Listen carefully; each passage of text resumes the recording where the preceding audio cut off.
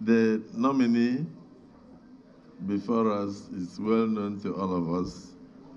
So, Your Excellency, you are welcome. You may wish to add a few,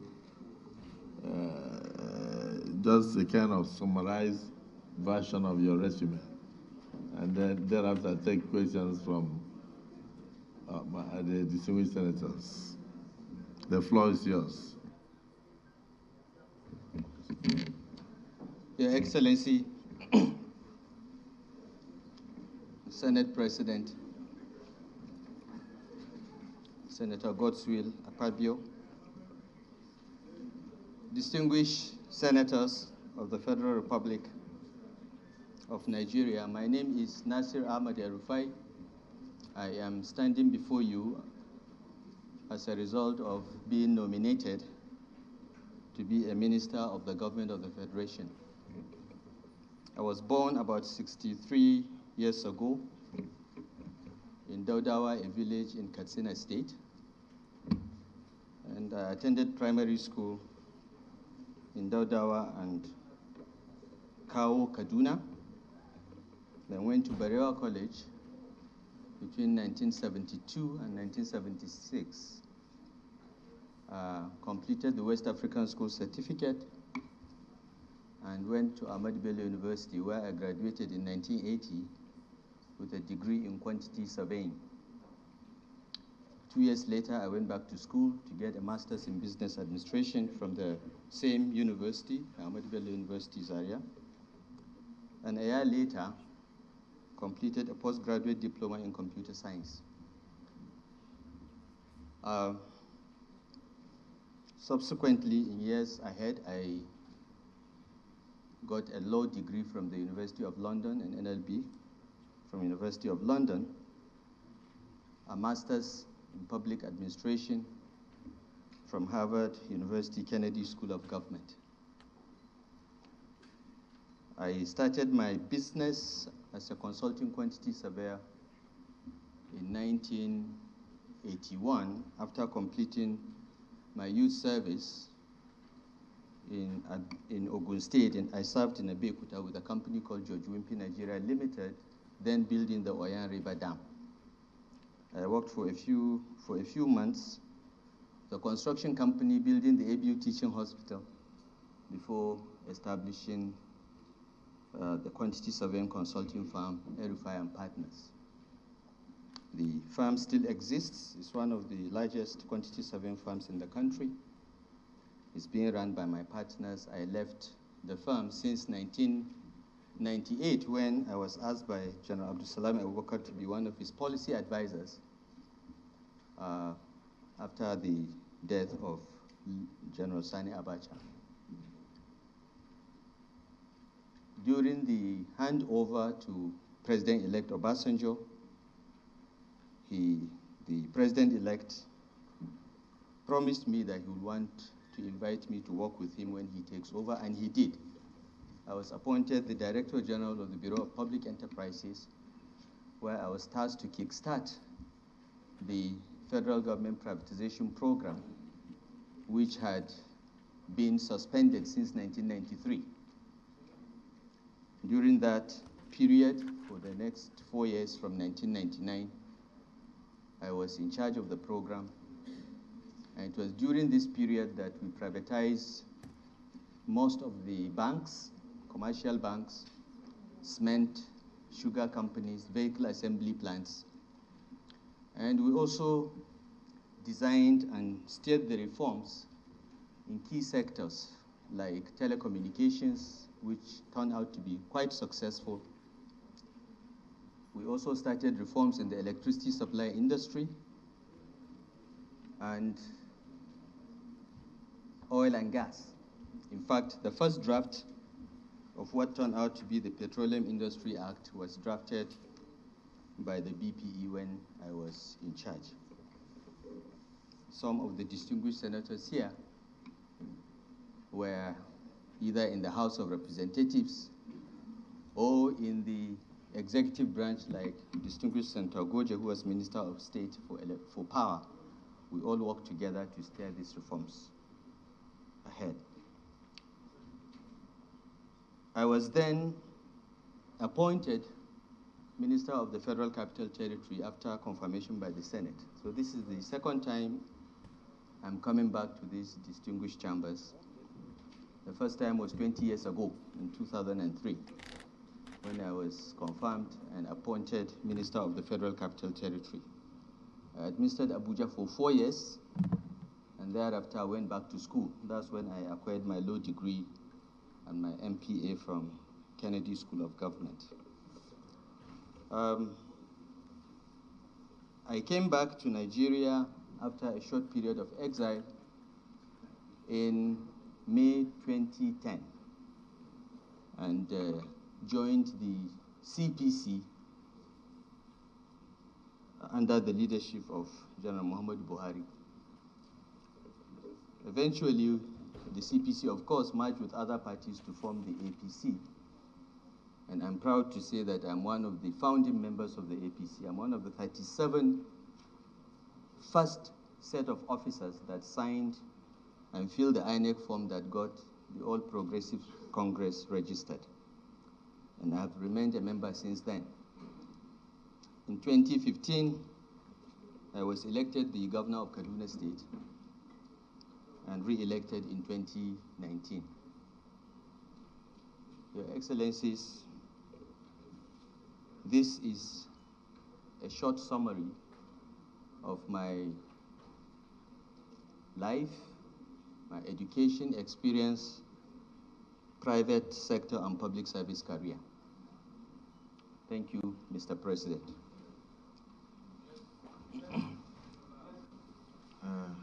Senatorial. Senatorial. Oh, okay. After you, then the Senator for Kaduna, 3 of them. Thank you very much, Mr. President.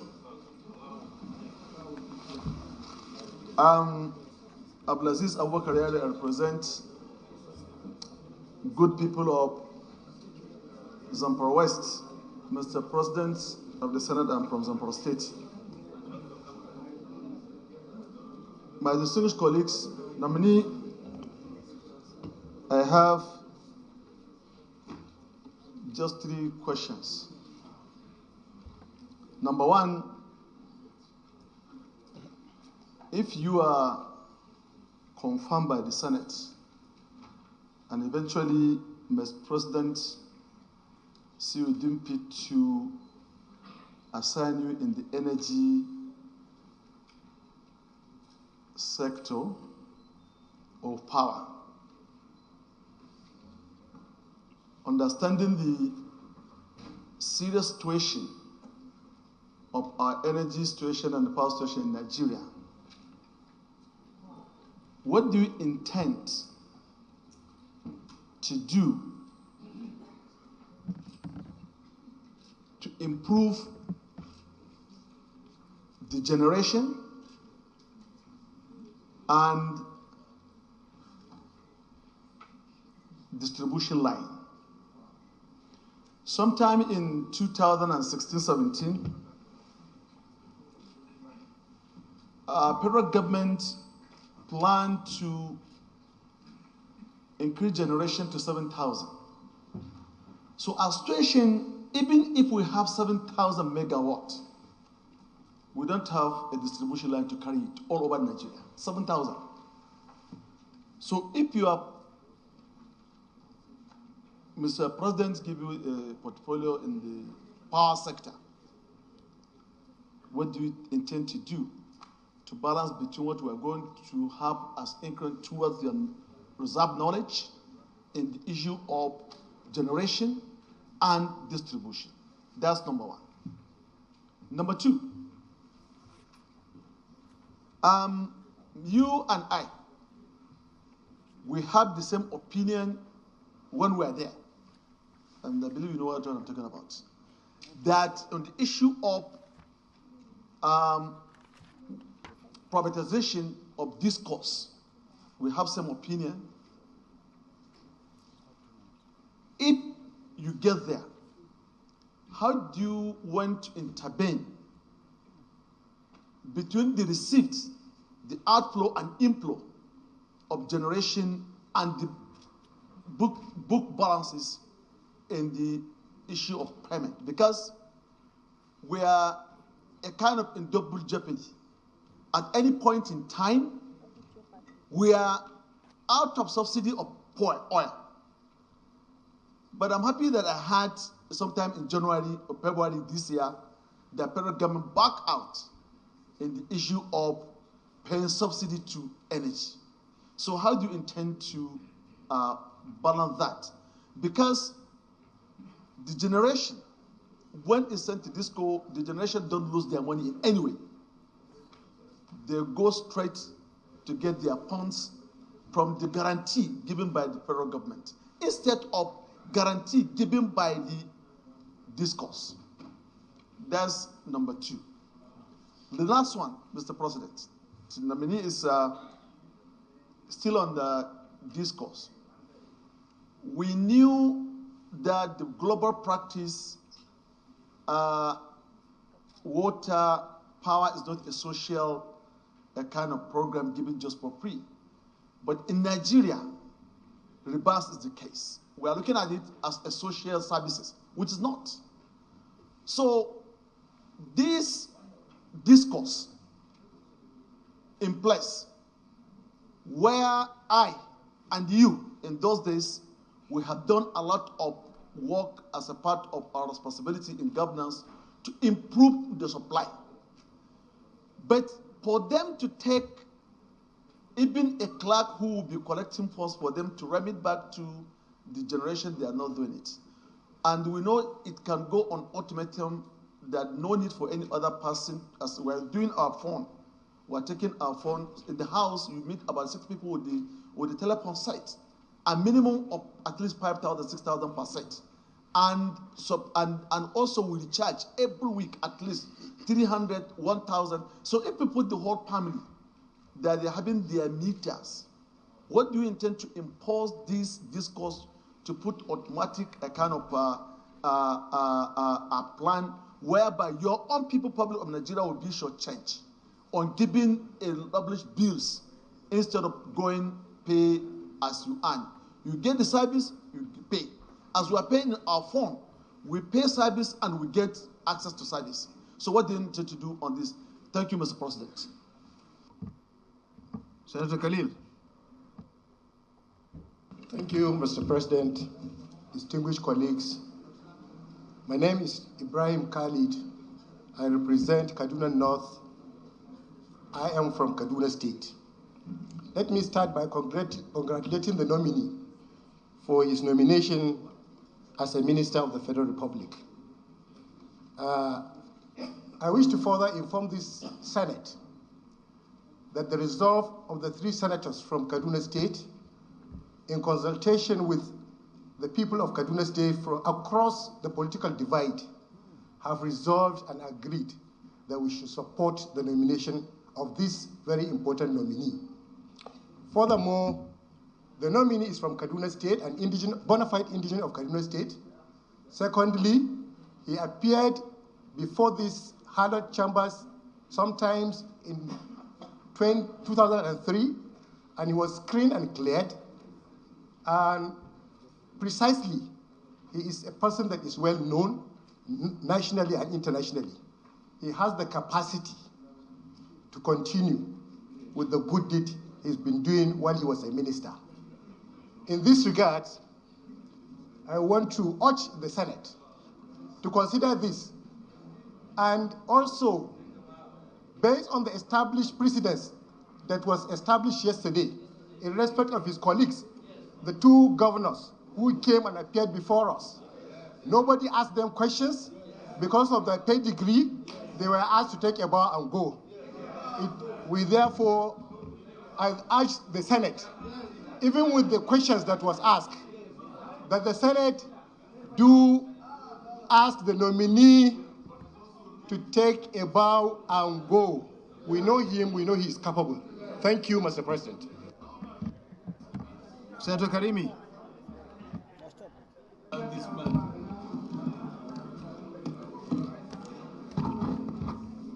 Thank you, Mr. President. My name is Karimi Sunday. I represent Kogi West. My Excellency Governor Nasir El-Rufai, your performance in any office you find yourself in this country has been outstanding. In BP, your record is there. In FCT as a minister, your record is there. And as two-time governor of Kaduna State, you did well. But I have a very strong petition against you that borders on security, unity, and cohesiveness of Nigerian nation.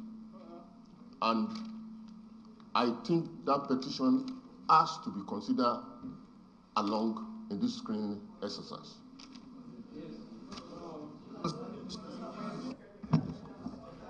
Senator Musa. Thank you, Mr. President, sitting as chair. My distinguished colleagues, my name is Mohammed Sani Musa, representing Niger East Senatorial District. Everybody here will attest to the credibility of the nominee when it comes to performance in every assignment he has undertaken for this country. And he is not different from any other one that have also performed in other places. There were two governors that have been, and there was a precedent, and that precedent, as a convention in chambers like this, must be sustained. And as such, I want to propose that Nasir El-Rufai should take his bow and go. And then all other things can be determined when we come to the confirmation stage. Thank you, Mr. President.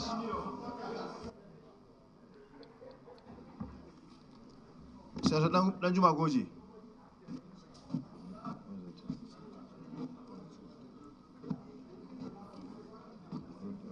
Okay. Thank you, Mr. President.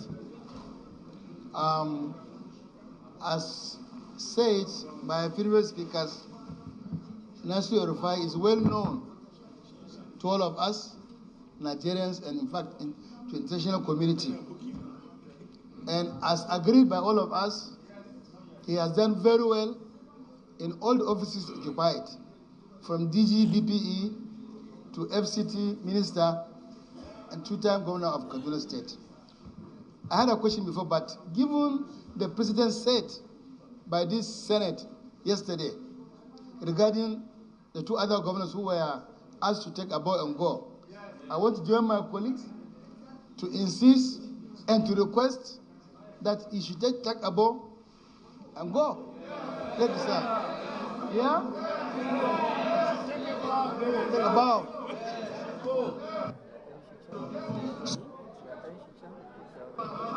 I just submit. Thank you very much. Order, please. I think we have gotten enough questions. We'll avail him the opportunity to respond. When he responds, then we can allow you to go bow and go. Yeah. And Karimi, you came forward with, I don't know whether you follow the normal something, but order, please. Order, please. Whatever is the case, this is an opportunity for nominees to explain, to showcase themselves. Then later we'll come to the confirmation approval.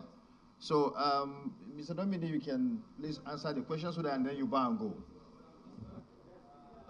Thank you. Thank you, Mr. Deputy Senate President. I want to first thank the distinguished senators for the very warm remarks made on my person and on my public service record, I want to convey my gratitude to the Senate for this recognition. My brother, the distinguished senator from Zamfara State and our former chairman of the Governors Forum, asked 3 questions, all centered around the electricity supply industry. I will take them together because they are all connected. My brother asked about how do we ramp up generation and distribution? What do we do about the privatized discourse and the issues of subsidies and illiquidity around them, and the various guarantees that have so far costed the government more than 1.6 trillion after privatization?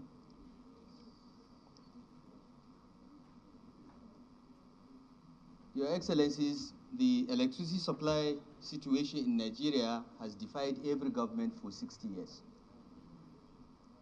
It has defied every president. President Asiwaju Bola Ahmed Tinubu is committed to ensuring that Nigeria has stable and reliable electricity supply. Because without electricity, industrialization is a pipe dream. Without electricity, even agriculture today is not a viable proposition. So he's committed to that, and he has asked me to work with him to address these problems. And I will do my best to do so.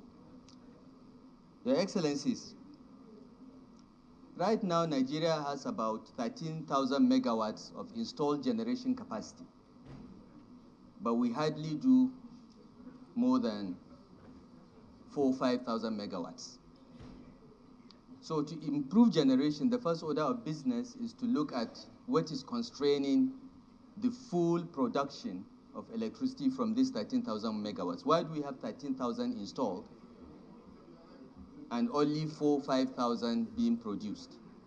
Many of the generation stations cannot produce because of poor supply of gas. 80% of our generation is from gas, and the balance is hydro.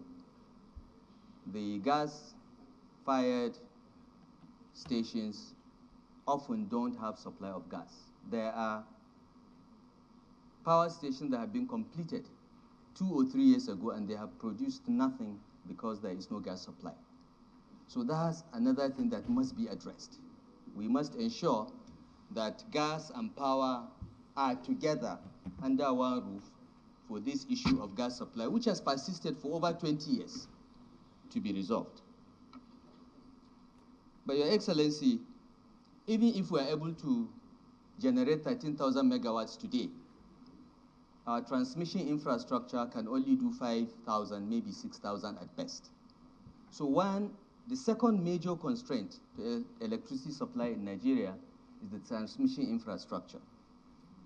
We need to close the loop in our transmission system so that the 13 system collapses we had in 2022 are not repeated again in our history. And this can be done. There is money to expand the transmission infrastructure. We just need to organize ourselves, remove politics from transmission procurement, and focus on improving our transmission infrastructure. The third problem is distribution. In 2013, we privatized our distribution companies, 11 of them, 60% to the private sector, 40% to be held by government. The idea is that the 40% is supposed to be listed on the stock exchange so that every Nigerian will be a shareholder in these companies. But that has not happened. 10 years after privatization, the government is still, in one way or the other, subsidizing electricity. As I said, the last time we checked, it was about 1.6 trillion in a privatized environment. This is unsustainable and unacceptable. But what do we do with the distribution companies? They have been privatized. About 5 or 6 of them are under receivership because those that bought the companies borrowed from banks and have not been paying the banks. So the banks have taken over 5 or 6 of them. And the last time we did a stress test on the distribution companies, only about 3 of them out of 11 are doing well.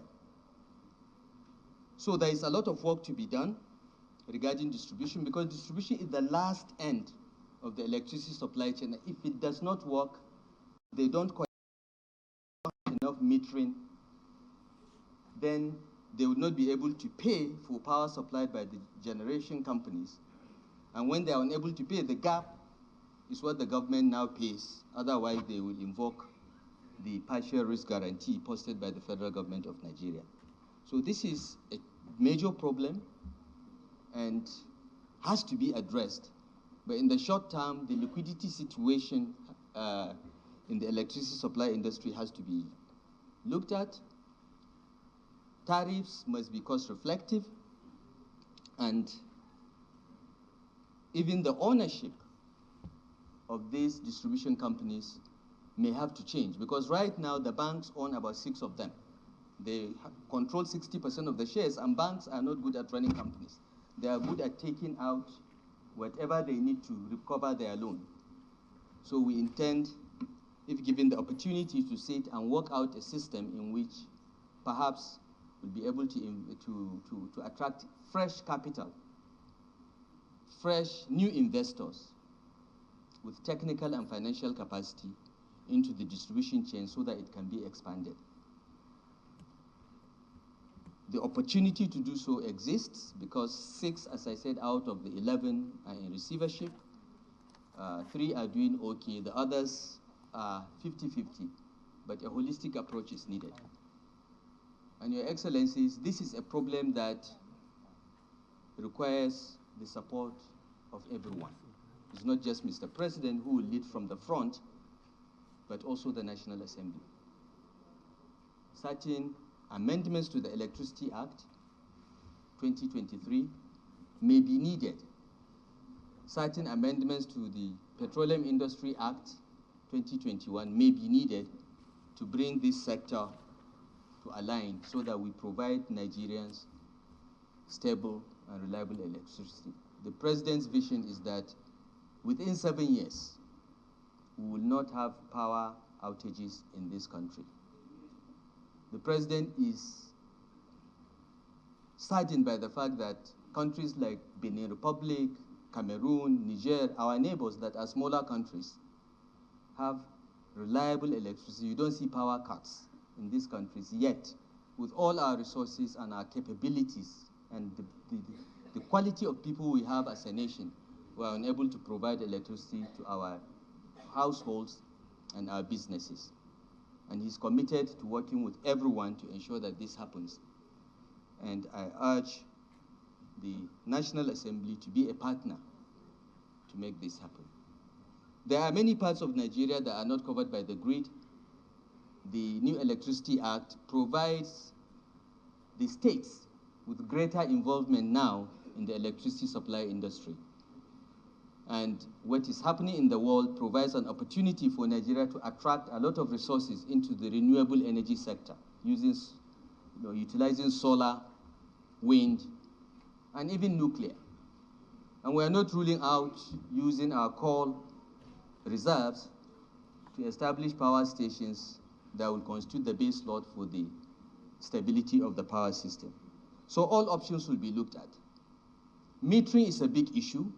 A lot of progress has been made by some of the distribution companies in the last 3 or 4 years with the support of the Central Bank and the World Bank. And every house should be metered. Every household, every business should be metered. Estimated billing is not acceptable. But in addition, Your Excellencies, distinguished senators, Nigeria must take a hard stance against those that steal electricity, those that get electricity by diverting cables and not paying. We must take a hardline stance if this sector is to work. A lot of advocacy is necessary because, as the distinguished senator correctly pointed out, people believe that water and electricity should be free. They are social services. They are not. They cost money to produce. The least you can do is to pay back for the cost of production. And if you're handing it to the private sector needs a return on its investment over and above the cost of production. This was the intention of the Electric Power Sector Reform Act of 2005, which this National Assembly enacted, and it is continued in the Electric Power Sector Reform Act of 2023. I hope, Your Excellency, I have responded to all your questions. Distinguished Senate President, I would like to say one or two words before I leave. The distinguished senator from Kogi talked about a petition against me.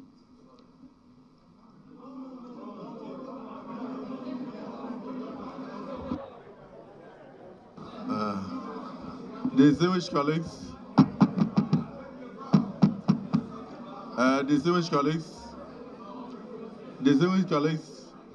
perhaps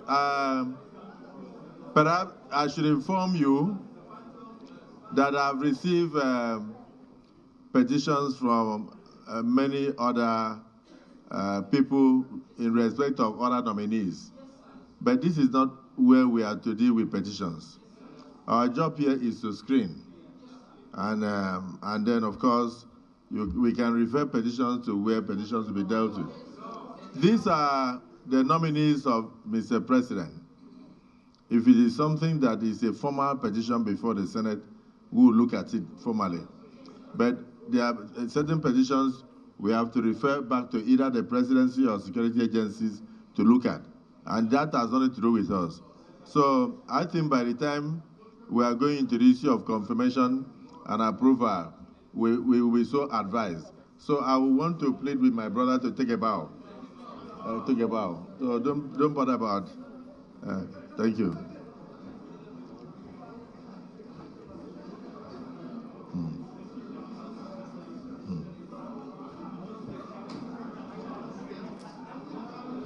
Okay, thank you, sir. Thank you.